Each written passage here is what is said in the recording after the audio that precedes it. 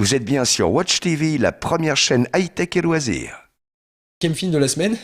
Celui-là, ça va être un vrai défi d'en parler. Ça s'appelle La Grande Course au fromage. Je vais laisser la bande-annonce parler du film et puis on revient dessus avec Nicolas dans un instant. Il y a longtemps de ça, chaque année, une course était organisée. La course au fromage. Du fromage? Du fromage. Une course, c'est un petit peu dangereux, non? Après de la neige pour Noël, On va gagner. découvrez les nouvelles aventures de Solane et Ludwig. Tu en es sûr? À 100% parole d'honneur. Partez! Je crois qu'on court à la catastrophe. Pinch, Nous allons vivre des instants d'une grande intensité. Une course pleine de rebondissements et de fromage. Nous allons enfin savoir laquelle de nos deux villes est la grande championne. C'est amusant, vous ne trouvez pas? J'adore! Oh, je déteste. Alors là, j'ai une transition parfaite. J'adore et je déteste. Je sais pas si ça va être le cas. Je ne sais pas ce que Nicolas pensait du film. Moi, je suis plutôt client. Alors, je rappelle quand même très rapidement de quoi ça parle, mais ça va pas être très compliqué. La Grande Course au fromage, c'est l'histoire de deux villes opposées l'une à l'autre. On a De donc village, hein. de villages, c'est exact. C'est quand même une petite subtilité, mais ça a son importance. Particulièrement parce que le film est norvégien. Et c'est donc deux petits villages. On pourrait imaginer ça. On pourrait imaginer que ça se déroule en Norvège. On est dans un monde de pâte à modeler et on a donc ces deux villes-là qui s'opposent de manière permanente sur des petits défis. Et à un moment donné, la rivalité fait telle qu'ils décident de faire le pari ultime, faire une grande course au fromage, qui est une tradition respectée par les deux villes à l'époque. À l'époque, ça veut dire il y a des années de ça, parce qu'à l'époque, personne ne sait quelle est l'époque de ce film. Il y a des années de ça, il y a une grande course au fromage, ils décident de la reprendre. Alors, c'est un film. C'est pour ça que je parlais défi, c'est pas évident d'en parler parce que c'est un film quand même qui est destiné au jeune public, et là particulièrement au jeune public.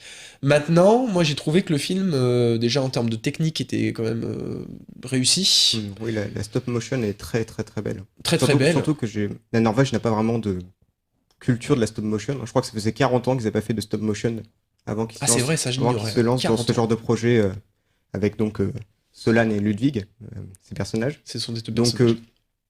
c'est un peu une première pour la Norvège et ils s'en tirent vraiment bien. Oui, il s'en tire bien. Alors, le scénario, le récit, lui, est pour le moins des plus convenus. Ça ressemble vraiment à ce genre d'épisode de Midi les Zouzous où on a toujours une certaine. Tu le vends Je extrêmement le vends bien. hein. Non, mais dans le sens où il y a, on s'attend pas non plus à être révolutionnaire en termes de scénario.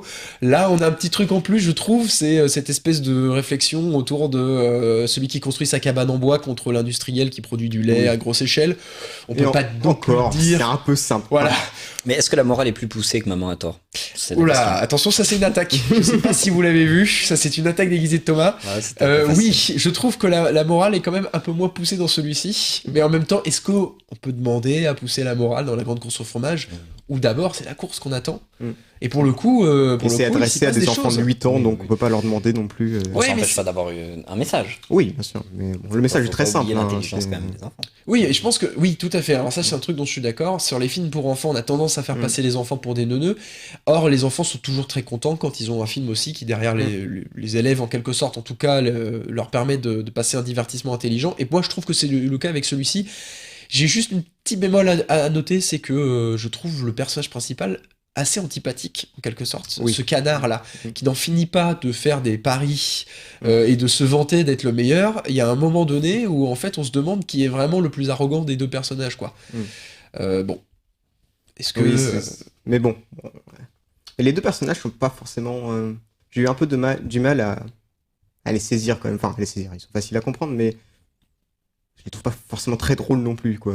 Non, c'est Mais- pas faux. Et mais en même temps, il faut quand même préciser quelque chose, c'est que ça a été adapté donc Oui, d'une œuvre de jeunesse très très connue en en Norvège. Norvège, avec, dont l'auteur a un nom très difficile à prononcer. Je, pour je nous, te laisse le parce que défi, je l'ai aussi, moi, je l'ai noté, Alors, hein, parce que Je vais sinon, ça tenter, marchera pas. il s'appelle Kjell Okrust. Bravo, Je suis j'ai désolé l'impression pour que c'est ça. tous les Norvégiens, s'il y en a Ah. qui écoutent.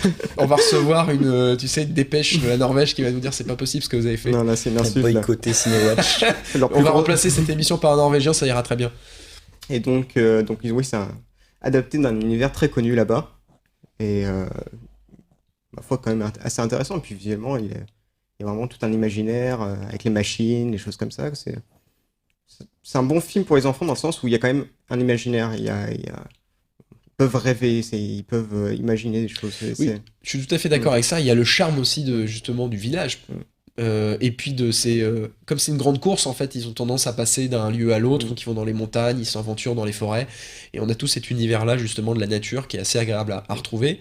Et puis j'avais envie, je pense il fallait en parler aussi parce que c'est un petit éditeur, Little et KMBAO sont spécialisés dans le film pour enfants, ça marche bien d'ailleurs, ce qu'ils font, ils font régulièrement des rétrospectives de courts-métrages ou des diffusions de ce film-là en format 1h10, et pour le coup, voilà, dans une sortie, une semaine assez chargée en sortie, c'est pas mal d'en parler aussi. Pour les enfants, Tu as raison. on peut y aller sans crainte. Est-ce que Thomas, toi, le grand enfant que tu es, tu iras? Si je trouve le temps, oui. Oui. Il faudrait, il y a tellement de choses qui sortent. C'est vrai qu'il y a des embouteillages des fois certaines semaines. Ouais. Et c'est pas toujours simple entre ce qu'on essaie de rattraper la semaine d'avant, ce qu'on a pu voir en projection presse. C'est pas toujours facile, mais c'est plutôt bien vendu. Ça donne envie de. Watch TV, c'est la première chaîne high-tech et loisirs.